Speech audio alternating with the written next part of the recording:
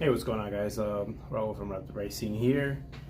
Just gonna go over real quickly one of our new products that we have from Rough Country, the MLC6 multi-light controller for the Bronco. They sell it as a universal kit for Jeeps, off-road vehicles, anything that requires multi-use of lights, where you have light bars, spotlights, ditch lights, underglow lights, anything extra like that. So this guy goes along a whole line of vehicles, and they do have a universal kit. This one's made specifically for the Bronco because they designed it with a plug-and-play, direct plug-and-play system for the wired colors.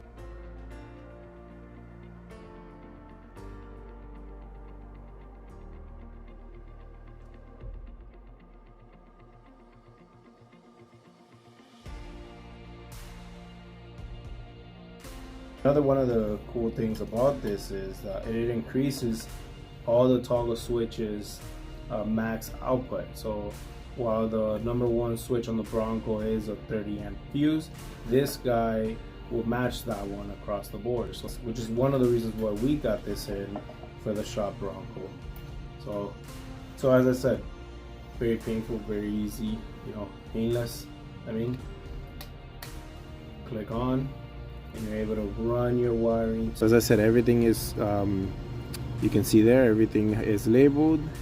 You got your ground, you got your power, and you got individual relays for each individual one. And if you're running multiple lights, if you're planning on running big lights, if you want to run more than one power, more than one light bar, if you want to run multiple lights into one switch and save your other switches for other things, definitely recommend getting this guy.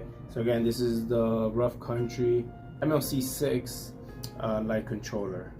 So we will have this on our site.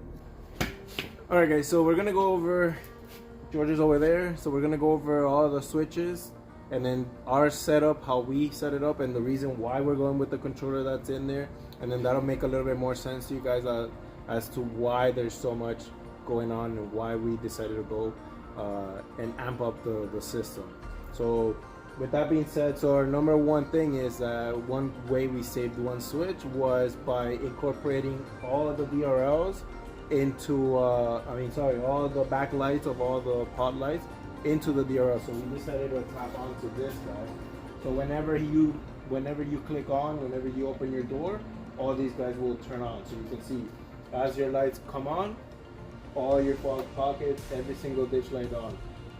So we're going to go through every switch and then explain to you the reasons why that controller is ideal if you're going to go with a similar setup or if you want to keep adding more lights. So we're going to go to switch number one. If you don't have the controller and you just have the regular aux switches, this is all you can power. This is the only switch that will power a light bar of this magnitude, right? Whether it's the ones that you put up top or the ones that go right here. You can see the massive amount of size and the power that it'll put. The switch number one being the only 30 amp, this is the only one that'll be able to handle it, right? All right, for our setup, we still put in number one just because it's easier there. So we'll go to switch number two. And this guy's right here, one of the bigger reasons why we decided to go with that switch, because we're running two SS2s and one Pro SS3. And the way that the wiring works, it jumps all of them on. So we're talking about 6 lights all running out of our switch number 2, which normally wouldn't be able to handle it, but because of the controller, it is rated at 30 amps as well, same like the switch number 1. And then now we're able to run all these lights without any problems or without any issues. Now, one of the cool things that Diode has is that it does have a deactivation switch for these guys if you want to run your high beam and then shut them off. But if you don't want to, as we did, we can run high beams and the fog lights all together, but we'll show you that when we get to switch number 5. Alright, so we'll jump to switch number 3, which is one of the other reasons why we needed that controller, because of these guys. These are the pros. These are the brightest and most highest output that they have, the SS3. So, and then we're running 4 SE1s all 4 corners, and then we have the Pros with the dual output on there. So you can see how much output these guys are. You would never be able to run that amount of power or that amount of light on any of the other switches except for the number one, same as these guys. So now, because we want it, well, these guys running at once, because that's the only time we're going to use them when we're off-roading, at night, camping, anything like that. We want as much light as possible. Now we're running on switch number 3, and as you can see, no issues. So peace of mind, right? All right. So we'll go to switch number 4. Switch number 4 is this is the only one that we ran on its independent switch for one reason only, and it is because these guys are multicolor. So you're able to switch the colors on these guys. But if you have a light bar just with the SS3s or a regular light bar, you can just tie off into the same DRLs, and then you don't have any issues having to use that switch. But the reasons for us is so that we're able to switch it. So you want to start with one?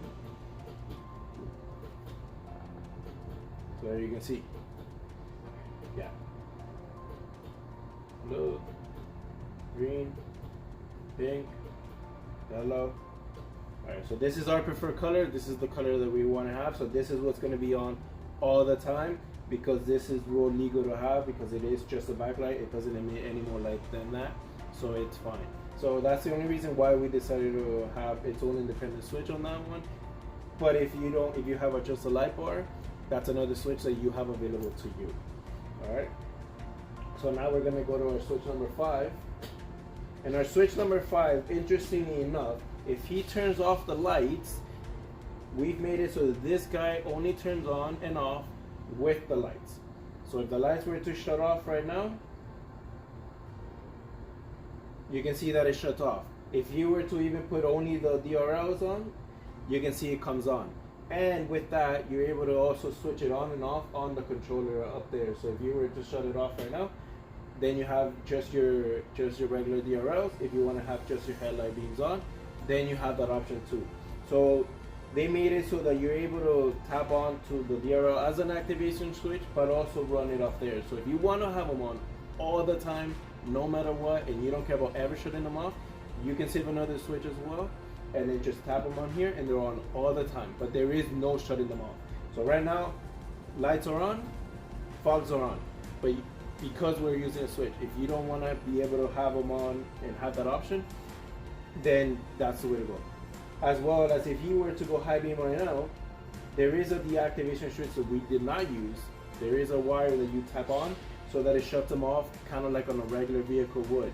And this way, you know, they flicker on and off. But because these guys are road legal, we're able to have all of them on because they're not white and they're not aiming up at the sky. So as you can see the amount of lights that we have going on. We're gonna flick them all on at once right now for you, and then you'll see why we wanted peace of mind to be able to control all this amount of lights. So there you got it. So when you want to light up the world, that is the way to go. Alright guys, until next one.